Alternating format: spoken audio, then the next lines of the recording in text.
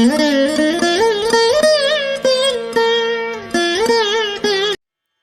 இடங்கள், சில அனுபவங்கள் நம்ம மனசுல ஒருவித மாயாஜால உணர்வை ஏற்படுத்தும். அந்த மாதிரி ஒரு அனுபவம் தான் சபரிமலை யாத்திரை. சந்தேகமே இல்ல.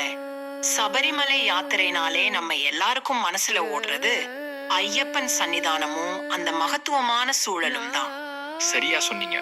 அந்த மலைகள், காடுகள், பக்தர்கள் கூட்டம்னு ஒருவித தெய்வீக சூழல்.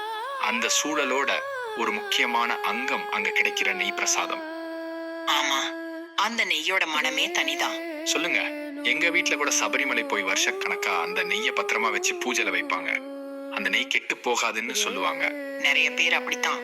அது மட்டும் இல்ல, அந்த நெய்ய மருந்து மாதிரி சாப்பிட்டா நோய் நொடிகள் எல்லாம் தீரும்னு நம்பிக்கை இருக்கு. சந்தேகமே இல்லை. ஐயப்பன் பக்தி மனசுல இருந்தா போதும், எல்லாமே நல்லதா தான் நடக்கும். சபரிமலை யாத்திரைனா சாதாரண யாத்திரை இல்ல, அது ஒரு தவம். சரியா சொன்னீங்க. 48 நாள் விரதம் இருந்து கஷ்டப்பட்டு மலை ஏறி போய் ஐயப்பனை தரிசனம் பண்றது சாதாரண விஷயம் இல்ல. அந்த தவ வாழ்க்கை, அந்த ஒழுக்கம் எல்லாமே சேர்ந்து ஒரு மன தூய்மையை கொடுக்குது. நிச்சயமா அந்த மன தூய்மை தான் எல்லா நன்மைகளுக்கும் காரணம்னு நினைக்கிறேன். சபரிமலை போய் வந்தா மனசுல ஒரு அமைதி கிடைக்குது.